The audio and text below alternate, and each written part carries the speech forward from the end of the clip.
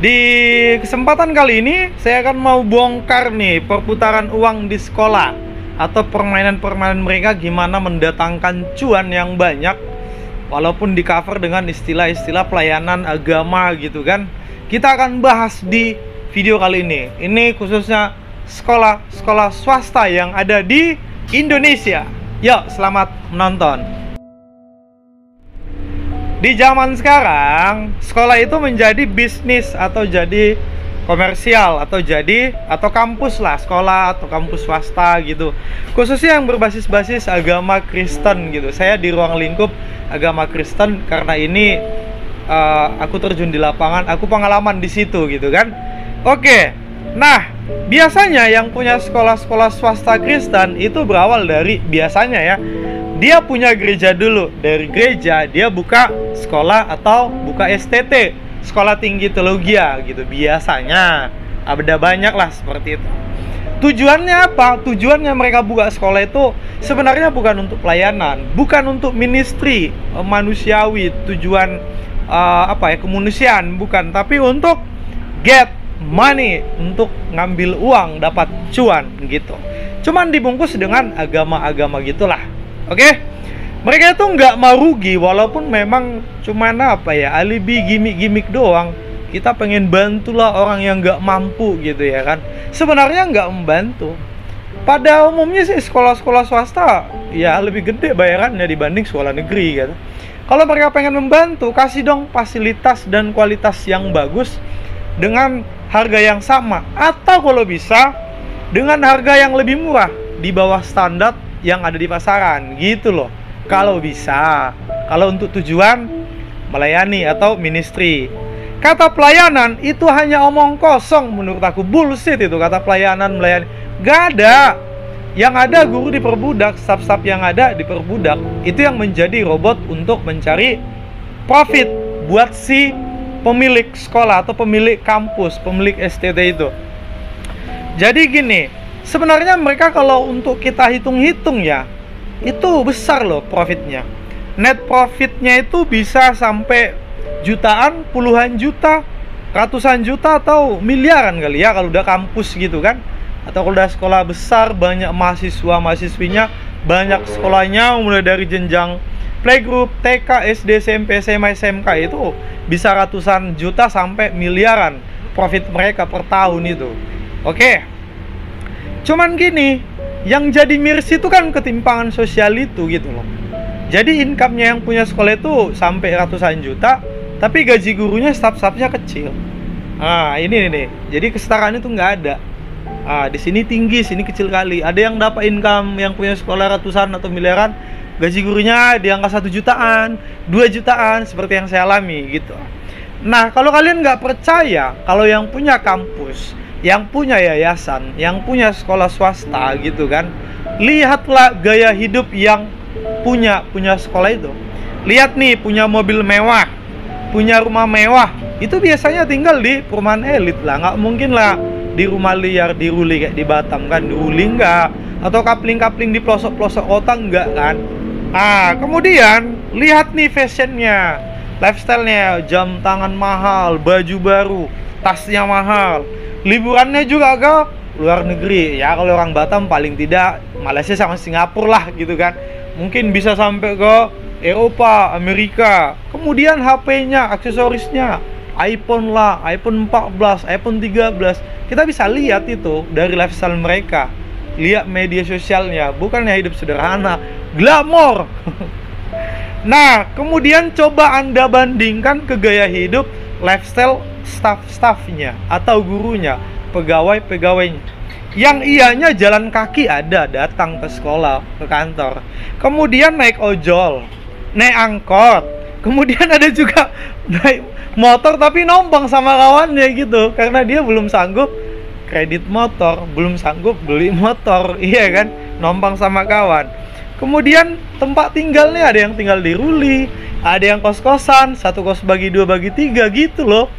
Cikgu-cikgu yang ada di Indonesia ini gaji nggak seberapa, walaupun punya rumah di Kapling itu mungkin yang udah nikah atau suaminya posisi bagus lah di tempat kerjanya. Kalau namun Suami istri guru nggak mungkin lah dia punya perumahan di perumahan elit lah gitu kan, di pusat kota. Nggak mungkin, itu butuh waktu lama lah kalaupun mungkin. Iya kan? Kita mau ulas nih soal uang sekolah dulu ya kan. Ini agak panjang videonya. Sedangkan untuk TK aja di salah satu sekolah yang agak besar, Kristen swasta di Batam, saya udah ke sana waktu itu tanya berapa tahun yang lalu ya, mungkin setahun atau 2 tahun yang lalu, untuk masuk di TK itu di angka 8 sampai 12 juta ketika tahun ajaran baru, ketika kita mau mendaftar anak kita di bulan Juli, dan itu udah harus lunas sebelum sekolah mulai tahun ajaran baru gitu ya, di bulan Juli. Itu untuk di TK. Bayangkan kalau misalnya satu kelas itu ada 20 orang, kali 12 juta sudah berapa? Atau 10 juta aja deh kita ambil tengahnya, kali 20 orang sudah 200 juta. Kita lanjut guys ya. Yang untuk SD, aku pernah coba mau daftar nih ponakanku di sekitar Batam Center. Itu kalau di bulan Juni sebelum masuk ke bulan Juli ya, tahun ajaran baru, itu di angka 10 sampai 18 juta. Sekolahnya di wilayah Kecamatan Batam Kota, Batu Ampar, ya, Lubuk Baja, Nagoya gitulah. Di angka 10 sampai 18 juta itu harus lunas sebelum sekolah dimulai. Bayangkan kalau satu kelas misalnya ada 20 anak, kali 18 juta. Kita buat aja di angka tanggal 15. Sudah berapa? Ya kan, kalau 20 anak udah 300 juta itu. Lanjut, untuk SMP-nya atau SMA-nya, ini sekolah-sekolah besar ya di wilayah yang 4 kecamatan ini. Dari dulu aku bilang 4 kecamatan, Batam Kota, Lubuk Baja, Kecamatan Bengkong, sama Kecamatan Batu Ampar. Yang 4 kecamatan ini biasanya sekolah-sekolah yang bonafit, uang SPP-nya gede-gede semua. Itu yang 4 itu. Biasanya yang di Batam Kota lebih banyak ya. Itu yang SMP, SMA, yang sampai aku tahu infonya langsung di depan mataku, ada yang sampai 24 juta ketika udah mau masuk SMP atau SMA kelas 1. Dan itu wajib dan harus lunas sebelum tahun ajaran baru dimulai, sebelum Juli lah kan gitu. Itu harus lunas yang 24 juta. Ada yang sampai tembus 26, 25 juta. Ada di Batam itu ya, di Batam. Ini konteksnya Batam nih, di Kepulauan Riau. Jadi aku bilang itu masih di tahun ajaran baru ya, belum nanti SPP. Ini income tambahan nih buat pihak-pihak sekolah swasta di Batam. Jadi orang tua yang nonton ini atau mungkin pemerintah ya sekaligus lah, semoga video ini ditonton Kemendikbud gitu. Kalau saran aku, tutup semua sekolah swasta yang ada di Indonesia. Kenapa? Itu memperkaya segelintir orang dan memperbudak para staff-staffnya, yang dimana staffnya itu yang banyak guru. Itu asli memperbudak. Guru dijadikan robot untuk mencari uang, untuk profit buat si pemilik sekolah atau kampus swasta di Indonesia. Ini income tambahannya, SPP, pembangunan, lain lagi uang ekskul, field trip, belum lagi biaya camping, retreat, dan lain-lain. Kemudian acara-acara musiman. Yang pertama, Natal atau Christmas season, Christmas celebration, itu dipungut lagi dari siswa. Ini khususnya sekolah swasta Kristen ya. Kemudian acara wisuda, graduation, mulai dari TK, SD, SMP, ada graduation, itu diolah lagi. Itu uangnya dikutip lagi dari siswa atau dari orang tua. Itu diolah lagi. Pokoknya cuan lah. Kemudian hari besar lah, kayak mungkin kayak Imlek atau Lebaran atau gitulah, yang mungkin sekolah swasta yang campur ya agamanya di dalam.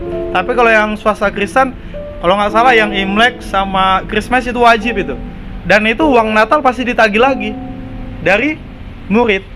Dah, itu kan jadi income buat sekolah, banyak sekali untuk income-nya. Jadi semua acara-acara ini mereka olah supaya dapat cuan. Yang lebih besar kemarin itu yang aku bisa analisis ya, sekolah swasta mungkin yang sudah embel-embel international school, nasional plus, gitu-gitulah. Yang tetap bengeknya yang kayak gitu, biasanya mereka field trip ya, kalau nggak ke Johor, ke Singapura. Biaya field trip itu di markup, dananya gede. Saya bergerak di bidang travel, bisa bawa ke Singapura di harga kemarin sebelum virus di angka 500, 550, bahkan 520 satu anak one day trip ke Singapura. Cuman pihak sekolah minta sama orang tua itu di angka 1 juta lebih. lebih 100% mereka naikkan harganya 1,2, 1,3.